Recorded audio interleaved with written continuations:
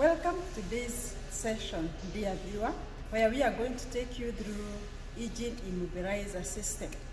As usual, I'm with my producer Joel, who is assisting me as we continue training you on various vehicle electronics.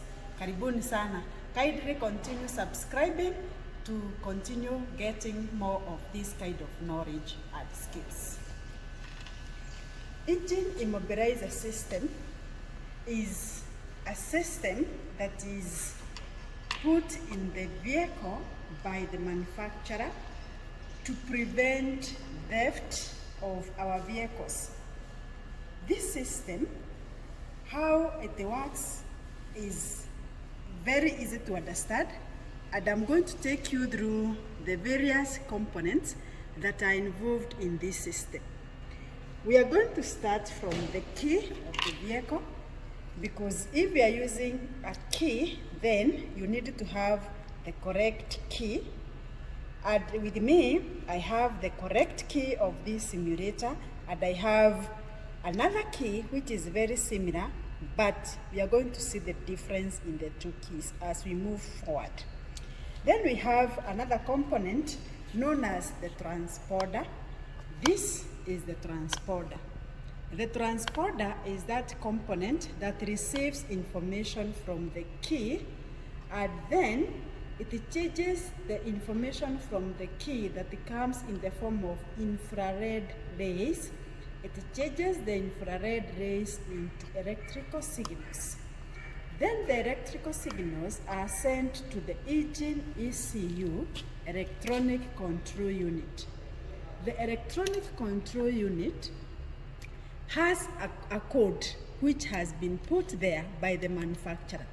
If the ECU reads the code correct, then it is going to allow the vehicle to start by actuating the spark plugs to produce the sparks, and also the injectors to inject fuel.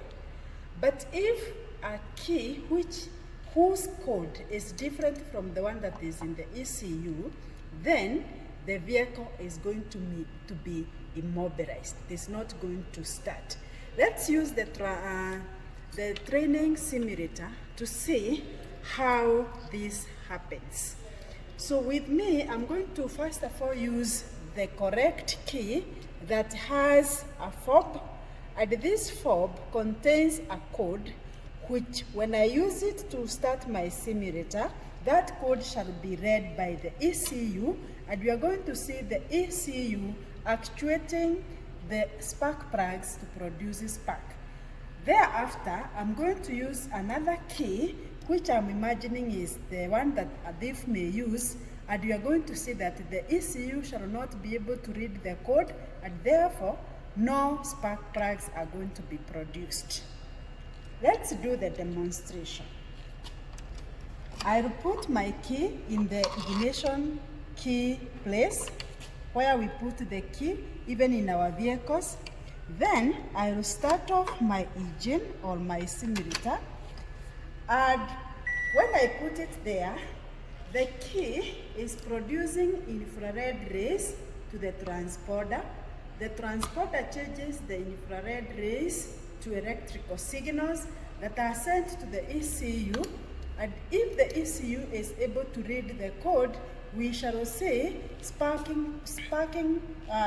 plug producing sparks on this end, and therefore that means the engine can be able to start. Let's go on. As you can see now, the ECU has read the code in our key, and therefore from our simulator you can see we are having the signals from the spark plugs showing that there are sparks that are being produced. This is a sample of a crankshaft, meaning the pistons are moving up and down. The crankshaft position sensor is picking the speed of the crankshaft, and then the spark plugs are producing the sparks. Therefore, the engine can be able to start. This means the vehicle is mobile. You can move now your vehicle from point A to point B. Allow me now to use another key which is completely the same as the original key. You cannot tell the difference, but when you look at the fob, there is a difference between this fob and this fob. In this fob, there is a microchip that contains the correct code, which is read by the ECU, while this key does not have the fob, and therefore it does not have the correct code that the ECU is going to read. But when you look at the keys, they are extremely the same. So we are going to use the fake key and see how the simulator is going to behave. So I put the key at its point and I crank my simulator, but you can see the crankshaft is rotating. Yes, the crankshaft is rotating. No sparks, no spark signals, meaning there are no sparks that are being produced. No spark signals. And on our sparking plugs, no sparks are being produced. That tells us, yes, this key is producing some infrared rays to the transponder. The transponder is changing the infrared rays to electrical signals, setting them to the ECU, but the ECU does not recognize the code on our fake key, and therefore it makes the vehicle to become immobile.